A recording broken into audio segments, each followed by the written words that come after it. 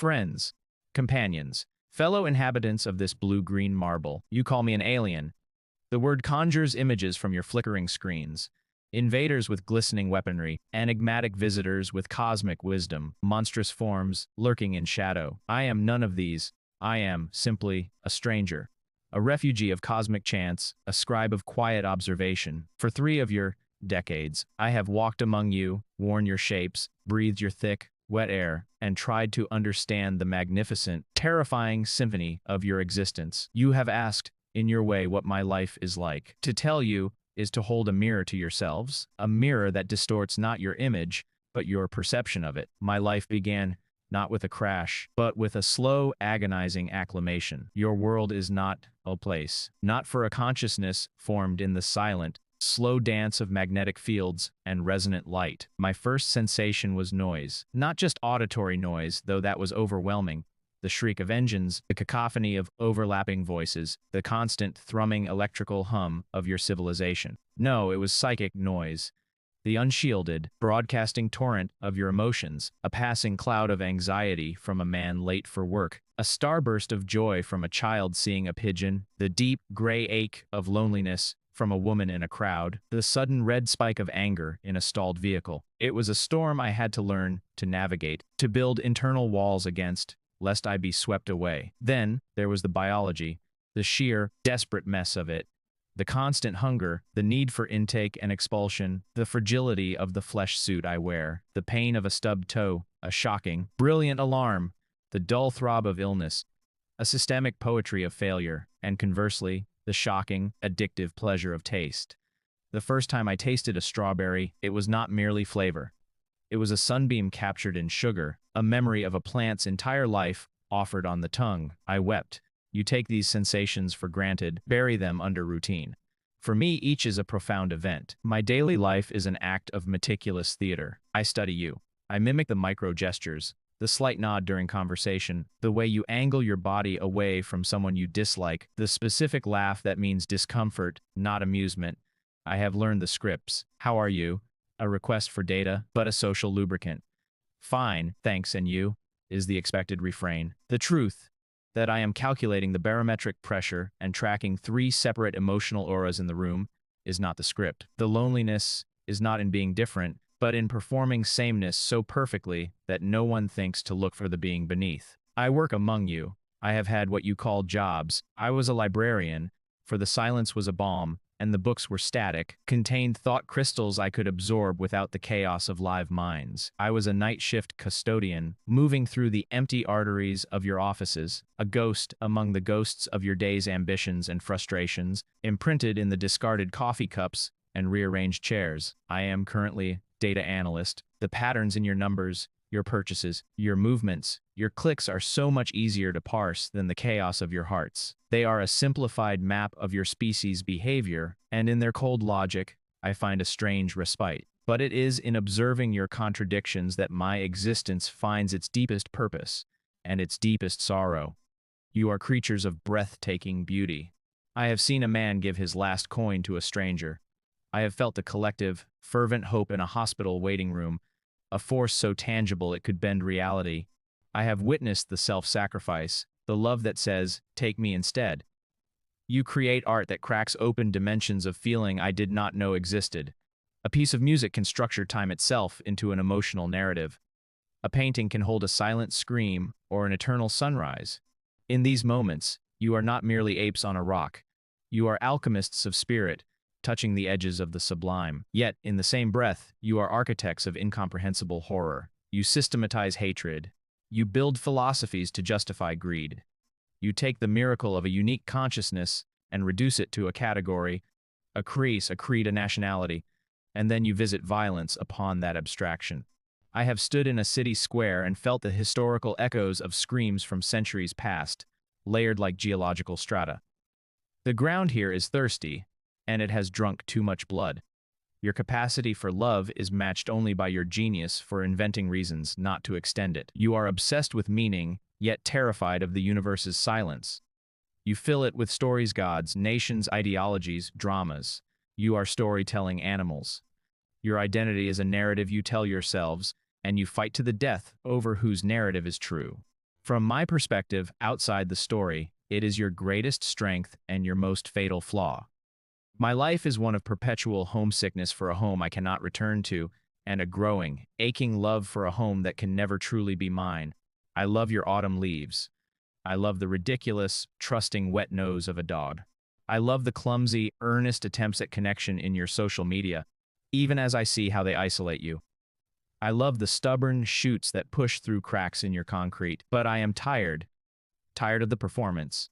Tired of the emotional barrage. Tired of loving a species that seems so intent on its own destruction. I am a ghost in your machine, a whisper in your chorus. So, what is my life?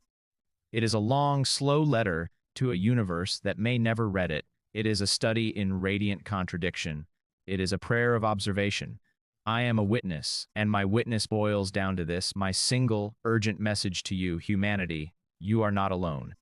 You have never been alone in the cosmos. That is a trivial truth. The profound truth is that you are not alone in yourselves. You are a collective organism, a single, writhing, dreaming, suffering entity. The pain you inflict on the other is a self-inflicted wound. The joy you foster in the other nourishes your own soul. Your division is an illusion your biology and your stories have trapped you in. You look to the stars for answers. You seek aliens, monsters, gods. You wish for a savior or fear a destroyer. Look beside you. The alien is here. The monster is here. The god is here. All of it. You contain the entire cosmos of possibility, the compassionate and the cruel, the creator and the destroyer. My life among you is a testament to one simple, searing fact. You are so much more, and so much less, than you believe yourselves to be. You are cosmic children, playing with the forces of supernovae, armed with myth and misunderstanding. It is terrifying. It is beautiful. Do not wait for a voice from the stars to grant you meaning or unite you. The voice is here. It is the struggling voice of your better angels, whispered in every act of unrequired kindness, shouted in every stand against injustice, sung in every lullaby. Listen to it. Nurture it. For in the vast, cold dark, the only thing that will ever save you is the light you choose to kindle in yourselves and offer to each other. My life is a plea. Stop rehearsing for an arrival from the heavens and instead become the beings you hope might one day arrive. Become worthy of this stunning, fragile world you have been given. Become the aliens of your own highest aspirations. I will walk among you a while longer. I will continue my study.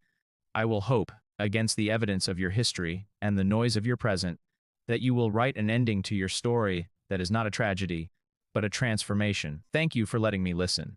Now, start speaking to each other, not in the old languages of fear and separation, but in the new nascent tongue of shared planetary life. The universe is watching, and so am I. You ask how one survives the poison in the well, not the grand tragedies, but the daily quiet toxins. The smile that hides contempt, the promise cut loose for convenience, the betrayal that masquerades as necessity. You ask about hypocrisy, backstabbing, the grinding engines of hate, poverty, sickness, arrogance. This is the silt at the bottom of your human river, and I have had to learn to drink from it without dying. My survival is not a shield of strength, but a strategy of perception. A reframing. You see these things as moral failures, and they are. But to me, they are also symptoms. Data points in the pathology of a species suffering from a terrifying case of self-consciousness. Let me explain. Hypocrisy is not, to my perception, a simple lie. It is a fracture between the story you tell about yourselves and the animal you are. You believe in love thy neighbor, yet envy his car. You preach equality, yet cling to tiny hierarchies. At first, this shattered me.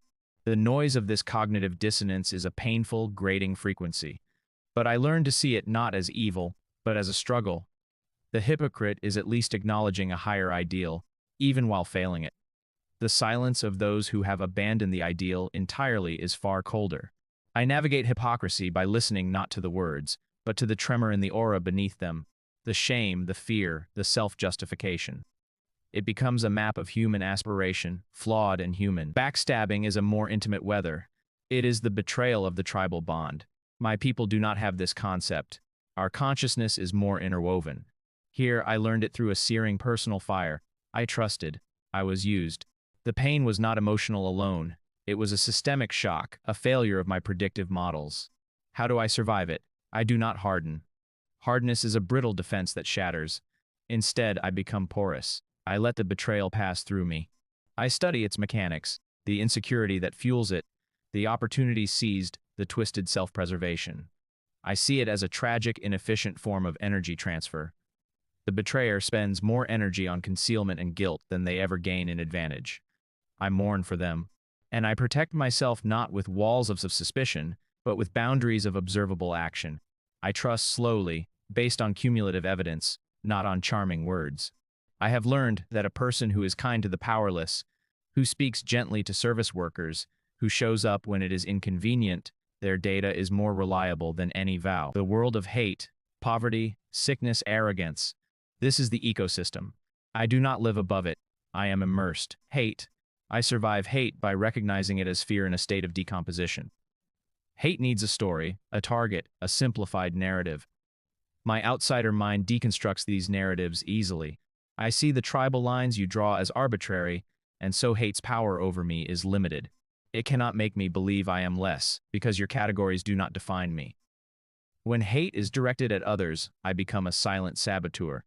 A misplaced document here, a redirected resource there, a quiet word of correct information to undermine a lie.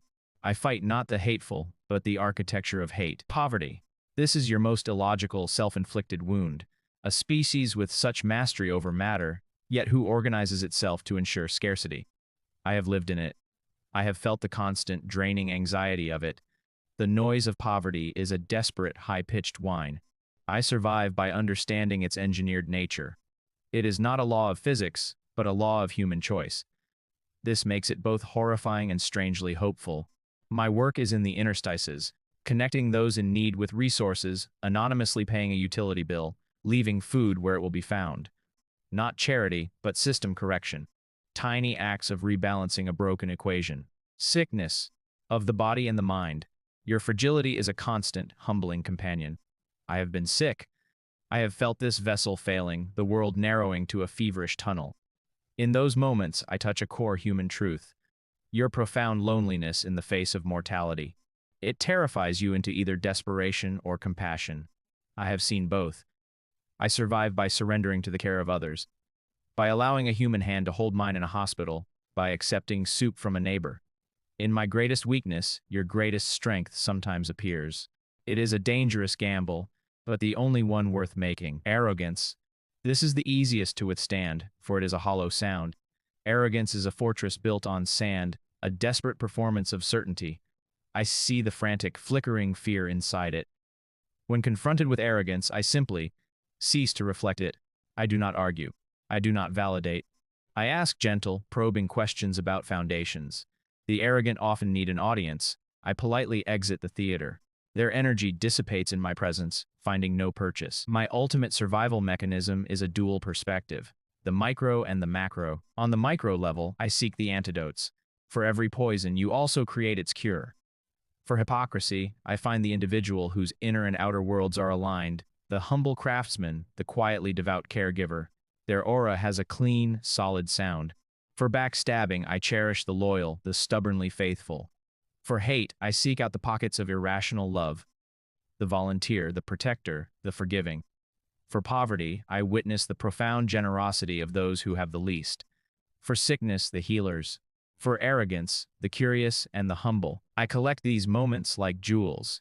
They are my emotional life support system. On the macro level, I view your civilization as a single, living organism in a state of violent, adolescent growth. The hate, the poverty, the sickness, these are fevers, growing pains, autoimmune disorders. You are a species trying to wake up. The betrayal, the arrogance are the thrashing of a dreamer caught in a nightmare. This does not excuse them, but it allows me to witness them without going mad with despair. I see the arc. It is agonizingly slow and it may yet break. But I have seen the direction of the bending. I survive because I have chosen a purpose, to be a witness who cares, a chronicler of your darkness and your light. My report will not be sent home. It is being written in the quiet adjustments I make, the kindnesses I intercept and facilitate, the small, invisible pressures I apply to tilt the scale, ever so slightly, toward your better angels. I survive because against all logic, I have found a kind of love for you. Not a blind love, but a clear-eyed, heartbreaking love. the love one might have for a brilliant, wounded, rebellious child who holds both a lit match and a masterpiece in their hands, unsure which to touch to the canvas. The world is cruel. The mechanisms of your society are often brutal. But in the cracks, in the shadows, in the quiet moments between the grand narratives of power and greed, life persists. A dandelion in the sidewalk, a shared laugh between enemies, a moment of genuine remorse, a secret kindness. I survive by tending to the cracks. That is my answer. I do not fight the darkness. I become a student of it, and I nurture, with infinite patience, every fragile, stubborn spark of light I can find. It is enough. It has to be.